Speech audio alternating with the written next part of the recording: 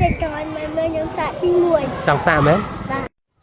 បាទ សំណាងរឿងទី1ដែលចង់ធ្វើគឺសាកកង់ថ្មីឲ្យតែឃើញថ្មីចង់សាកហើយថ្ងៃនេះដែរក៏ឲ្យសាកជិះទៅដល់ផ្ទះរបស់មីមីដើម្បីយកកង់ទៅឲ្យមីមីហើយថ្ងៃនេះដែរគឺយើងទទួលបានកង់ពីខាងលោកហេងគ្រីដែលជាអគ្គនាយករបស់ក្រុមហ៊ុនកោះទំនុំប៉ៅប៉ៅកម្ពុជាដែលលោកបានផ្ដល់ជាកង់មួយគ្រឿងទៅដល់បងអូនស្រីខុំមីមីបាទហើយនេះសំណាងដោយសារតែគាត់ចង់សាកកង់ឥឡូវសាកមកដល់ផ្ទះតែម្ដងហើយចំពោះបងអូនស្រីមីមីវិញបងប្អូនអរគ្នាគឺជាបាទសោះកុមារីម្នាក់ដែលគាត់មិនសូវជាមាត់ជាកប្រហែលទេបាទចេះតែញញឹមឲ្យសំឡេងតិចតិចបាទឃើញថាទទួលបានកង់គឺសប្បាយចិត្តខ្លាំងមែនតើដៃលើកសាពះរហូតបាទហើយនិយាយវាសប្បាយហើយ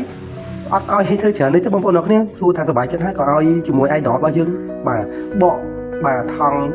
ពីកង់តែម្ដងឃើញថាឥឡូវនេះសំឡាងគឺដូចស្ទាត់ជំនាញខាងបកកេះបកអីហ្នឹងបាទបងប្អូនអរគ្នាគឺសប្បាយចិត្តនិយាយទៅគាត់ចូលចិត្តជួយអ្នកដតីហើយក៏ចូលចិត្តបាទចែករំលែកនឹងតែម្ដងឲ្យតែបានឲ្យគេក៏ញញឹមដែរទោះអត់បានខ្លួនឯងក៏សើចសប្បាយអរនឹងដែរបងប្អូនអរគ្នាហើយខ្ញុំក៏សូមអរគុណដល់លោកហេងគ្រីដែលជាអគ្គនាយករបស់ក្រុមហ៊ុនកោះទំនុំប៉ៅប៉ៅកម្ពុជាដែរដែលលោកតែងតែជួយទៅដល់កុមារក្រីក្រដែលមានបញ្ហាជីវភាពបាទឲ្យគាត់ទទួលបានកង់ដើម្បី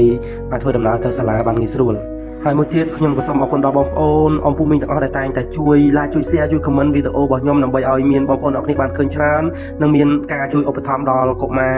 នៅក្នុងសាលារៀនរបស់ខ្ញុំទាំងអស់គ្នាបាទខ្ញុំសូមអរគុណហើយសូមជូនពរបងប្អូនទាំងអស់គ្នាជួបតែក្តីសុខក្តីចម្រើនរកទទួលទាននឹងបានបាទអរគុណច្រើនជួបគ្នាវីដេអូក្រោយ